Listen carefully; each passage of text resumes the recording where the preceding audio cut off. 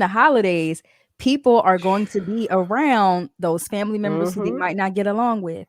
The family Mm-hmm. member who shouldn't be around the family anymore, but Real Big talk. Mama and them said they got to still come around. They Like coming. they coming, Mm-hmm. and we have to kind of like sometimes we got to accept it. We have to prepare for it Mm-hmm. or make set certain boundaries. Um, Yeah.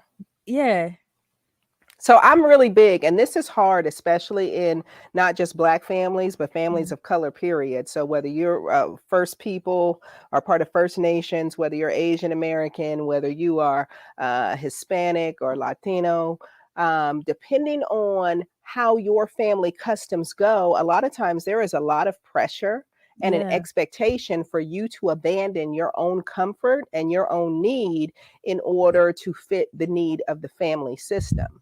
And so that's very hard because, especially as mental health professionals, we come from a very westernized training. It is a yes, very individualized training. And so what we are taught is what is good for the individual 1000% of the time. But what our profession doesn't really do a good, um, a really good job of, as much as I wish that we would, is the grapple between how unrealistic that is for many groups, because what is good for us also is community. And yes, so there is a grapple that needs to happen with, well, my family is toxic AF, but I don't necessarily want to be away from my family, mm-hmm, right? Yes, there is the brother who goes in and out of jail. Yes, there is the uncle that probably may have some substance issues that's going to drink till nobody's business and we don't know why, but the folks at the top know why, but the family secrets, nobody's talking about it. And this is my family, and I'm only going to be able to tolerate it for maybe 20 minutes before I'm so triggered I got to go sit out in the car, or I got to go mm-hmm, in the room, or a fight's going to break out, or all of these things, right? And so a lot of us will just say, so don't go. And the person will go, well, what do you mean? Like, I got to. Do you know what's going to happen if I don't? And then they get there and then they go, man, I should have just listened to my therapist. I shouldn't have come. I'm not coming next year, until next year rolls around and it's the right, same struggle over and over. Right. So it's a lot that's going on. And I think we have to honor that, and we have to do a better job, especially as clinicians, of helping our clients prepare for that. That sometimes it's about almost like what we use for substance abuse models, the risk reduction model, mm-hmm, where it's like you may not necessarily go complete sobriety, i.e., you may not separate yourself from your family completely. So, what are some risk reduction methods to limit harm so you can interact to the level that you need or want to, but yeah. also take care of yourself in the process? Whew. Listen, Right. And it's a listen. different way of thinking about risk Yeah, reduction. Like, we don't think about it within those ways, but I think that that's part of the work that we need to do as clinicians too, is yeah, challenge ourselves to take more contemporary approaches and mhm, reimagine how we see what our founding folks, and I won't even say the founding fathers because the sisters and the mamas get left out of that, and we was in there too, we right? were there too. But what our founding folks gave us as a framework, Mhm, it's time for us to reimagine that, and not forget that we are the experts, that the work is living, breathing, and yes, we have to live and breathe and grow with it so that our clients can live and breathe and grow and thrive beyond where we are. that's so good, Dr. Spirit, and, can you talk to us more about, like, the analyzing the risk reduction piece? Because I've never Yeah. heard of that. People come Yeah. to us all the time talking about, it's the holiday season, I don't know what to do with our families, and you're right, like, Mhm. we're encouraged to go back to what we were taught, like, "Okay, just, remove Yes. yourself from it, set these boundaries," but I've never heard of your perspective. Can you enlighten us Yeah. more on that? So it's interesting, right? So I look at a lot of times what are some of the common complexities in family dynamics when family Mhm. gets together. Usually it's family secrets, usually it's unresolved conflicts, like there are some really big ones. So we look at those things. If my brother and I haven't spoken for 10 years, but Yeah. then I hear that he's coming to the party, and I have to decide him or me because my mom is not going to choose between us, which still makes me feel like she's choosing him. So Mhm. now I'm mad at my mama, and now I have a problem with my brother, and we still got to figure out how to navigate, and everybody else is happy. How do I feel about my family? Wow. And how does that affect me? Am I further wounded because them embracing him makes me feel like they are rejecting me? right? And so then we have to start talking about what that looks like. First, what kind of boundaries do you want to have with your brother? How do you want to manage the triggers that you may be experiencing in your body? Where will you draw the boundary as this is how much I will expose myself to in this dynamic, and then I need to leave? What coping strategies do you need to have in place? I.e., do you need to have a hotel room nearby? Do you need to know where the grocery store is nearby? Do you need to have your Lyft or your Uber on deck because you drove with your sister and your sister gonna be like, no, we're not leaving, or she's too liquored up to drive you, right? So we talk about what are some of the things that may be likely to happen, and how do you want to feel, and what do you want to do in that experience if it does? So how do we empower you, right? Yeah. Sexual abuse is another one that people will not talk about, and it's a major one, right? That When part. you think about 1 in 4 girls being sexually abused before the age of 18, 1 in Wow. 7 boys, the likelihood, and 90% of the people know their abusers, you're likely to see the person that sexually abused you in the house, at the In the house. party. Come on, being hugged by the people that you love. And maybe you've tried to have those conversations with people and they've silenced you, or they haven't supported you, or they invited the person here. They want you to hang out with the person. Maybe you have children now and you're concerned about your children engaging that person, and you don't know how to deal with that dynamic. Maybe Yeah. you and your mother are on the outs, or maybe you have recently lost somebody. Oh my goodness, when we talk Mm. about those first holidays, when the matriarch or the patriarch is missing, and how do we show up and try to find the traditions, like Mhm. all of these things that just brew and swell, and it's so easy for them to be escalated during the holidays because everybody tells us that we're supposed to Yeah. feel a certain way and behave a certain way. You know, we won't even get into just the financial stress of the holidays.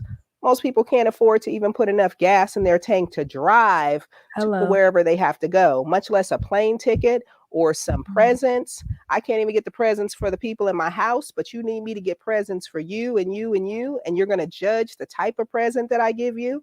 And my credit is going to be maxed. My bills aren't paid, but I got to look like I got it all together.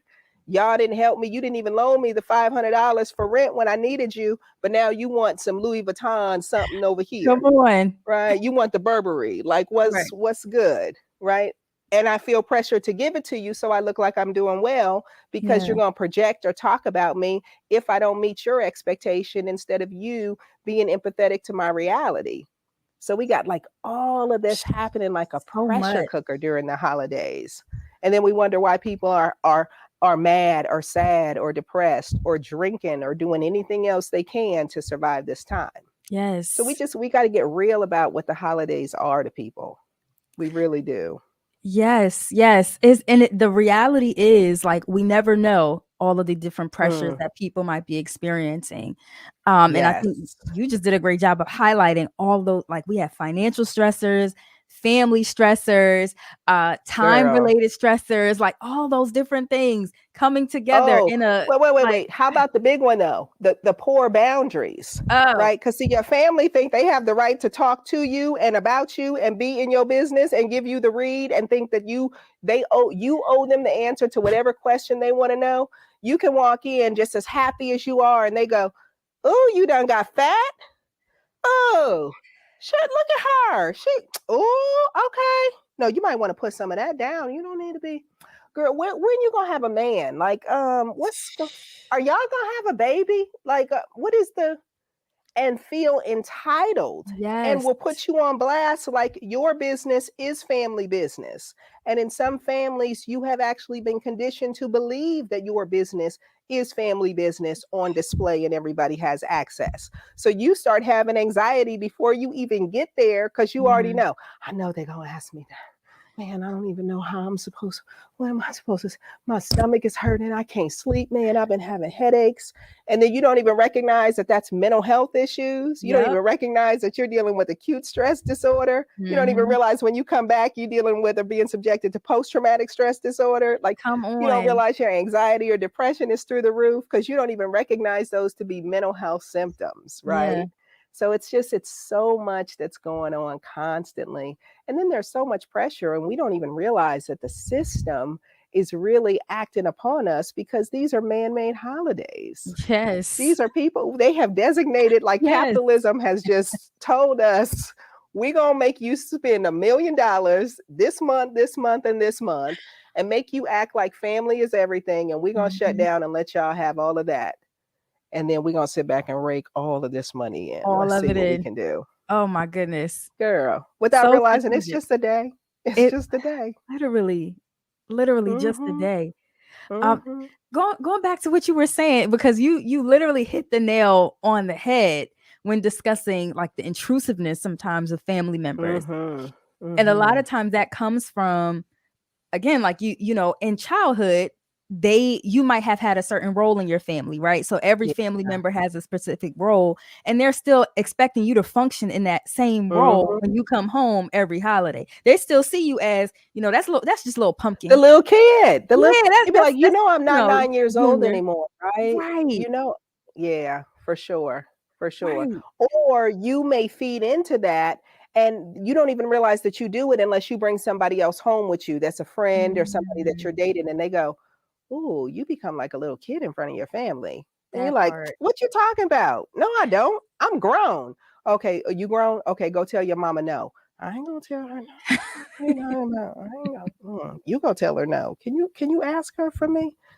Okay, there we go. Right? Because we haven't learned how to meet each other, and our families, especially the older generations, have not learned and also believe that it's disrespectful for us to Yes. show up as adults. So they never learn how to transition. Yes, you are still my parent, but you are not parenting me any longer. And our relationship now is as two adults. And our parents oftentimes never meet the adult that we are. They just see us as their kid. They'll even come to our own houses and treat us like children in our houses that they Right. don't pay no bills for. Okay? And we will let them. We will let them. Right? It's just the way it works if we don't get it together.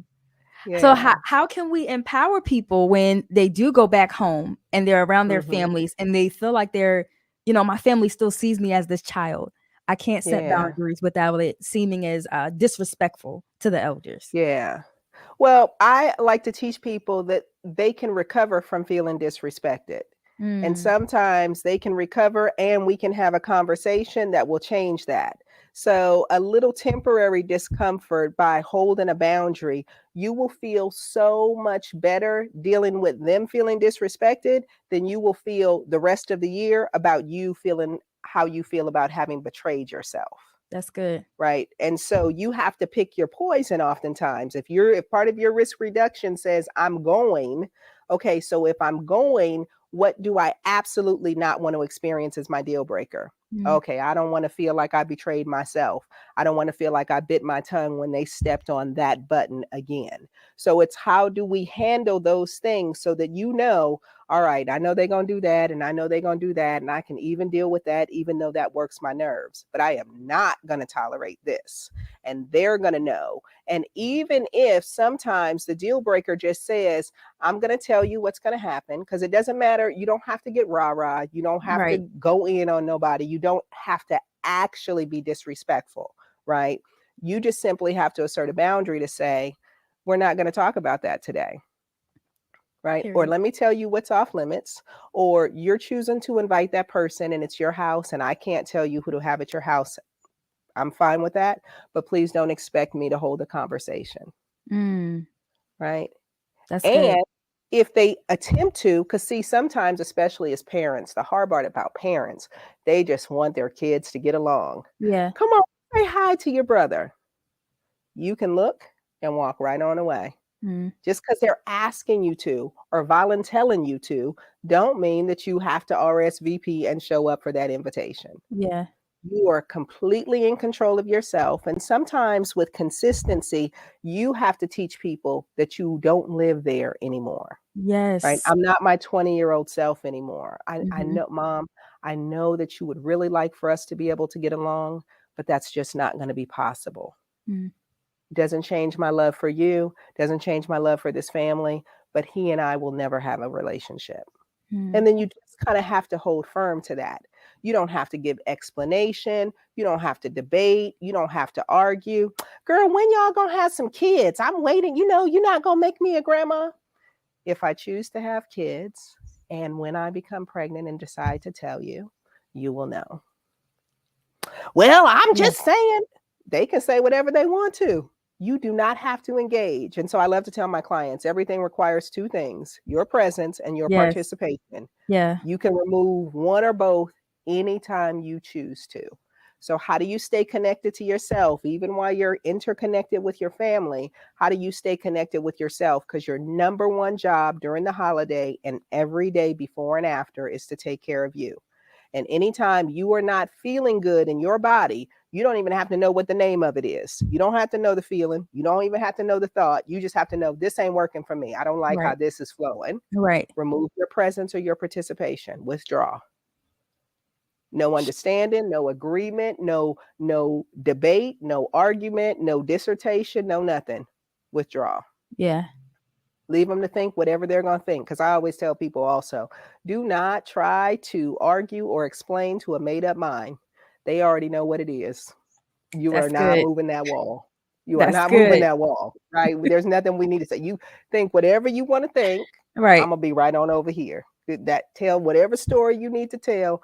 I'm still going to be living my best life right over here. But now, if you want access to me, if you want my presence, if you want my participation, then you're going to have to move that boundary to meet mine, right? We both got to be okay. And if we can't, don't worry about it. I don't need you to do anything. I can take care of me. That's it. We just got to be willing to take care of ourselves. We got to be willing. And that's the hard part, because we've learned to sacrifice ourselves. Yeah. I mean, and you probably have this too. Depending on the culture, I literally meet clients, and by culture, that's language, nation of origin, gender, age, everything that goes into culture. But I literally have clients who have learned your life is not yours. Your career choices are not yours. Your body is not yours. Your existence is not yours. It is part of the more collective. And so I don't care how you think. I don't care how you feel. This is what you're going to do. And then I always have to remind clients. So if that's a true thing, where does the rung stop? Who got to decide for you what your assignment was going to be? And if it's your parent, then where did they get to become the authority? Because who's the authority over them? And are they telling you something that was divinely passed down? Or are they telling you what they want and expect for you? And then how do they get to be the judge and jury over what it is that you're supposed to do? Like, really open that up, because we don't have to accept other people's expectations for us. We don't have to accept the script that's been written, because then you can always ask the question, well, who was the author? And if that's the author, because they'll always say, well, it's divine, it's God, it's Jesus, it's Muhammad, it's Buddha. Well, then why he talking to you and not to me? If that's my father, we could have a conversation. He have that conversation. My father, he made me, right? He know exactly what I need. He can talk directly to me. So you married? That's who you are, because you telling me you got the blueprint. They gave it to you, but not to me, the person that's supposed to act out the assignment and complete it. I'll wait on it, mama. All I'm gonna get is confirmation or the refute. Period. And leave it alone. Period. Yes. I feel like you over here giving us a whole master class on how to survive the holidays. And it's so good right now. It's not easy, but it's necessary. And what I will tell you oftentimes is that it gets worse before it gets better. But if you're committed to the better, don't be afraid of it getting worse. People often are used to you playing your role, and it can be disconcerting when you switch it up. So what I love to tell folks, even in my own family, don't be afraid to let people know you're switching it up, right? Because you can say, I know it's different. I switched it up. I know it's not even you, it's me. Like I said, I don't live there no more. So this is how you can expect me to show up from now on. That part. And then, because right, when you're not behaving how they're used to, what did you say? I said, I know you're used to me saying it's not all in your head. I switched it up. I moved the boundary. Right. And notice, I didn't say, I'm not asking for permission. I'm not like, is it okay? Are you all right? I'm not apologizing. Oh, I'm so sorry.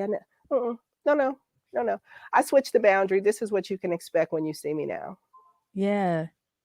Yeah, and you consistently live there. What they're going to do is, because what systems do is they just like to find their equilibrium, even if Mhm. it's toxic. So they'll Mhm. try to push on you to get you to go back to the old way. Yep. So in the beginning, especially with a family, that whole group thing, that whole peer pressure thing becomes real. Oh, you done switched it up, huh?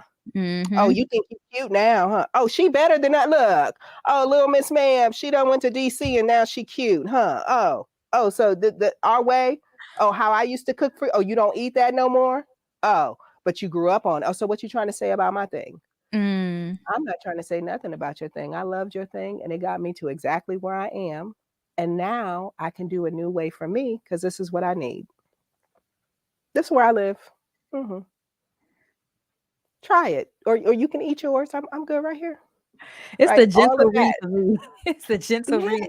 it's a gentle, but you know, and it's not even the read. I love to Yeah. say it's the gentle narration, Mm. right? I'm narrating my autobiography for you as an invitation for you to continue to be a part of my world because we're family. And I want to be close to you. But in order for me to really be close to you, if you really want the real me and not the version of me that you have in your head, because I didn't come to act. So which one do you really want? And then now let's have that conversation because you don't Yeah. really want to have that one. So who do you want me to be? Do you want me to really be me? Or do you want me to be the version of me that you want?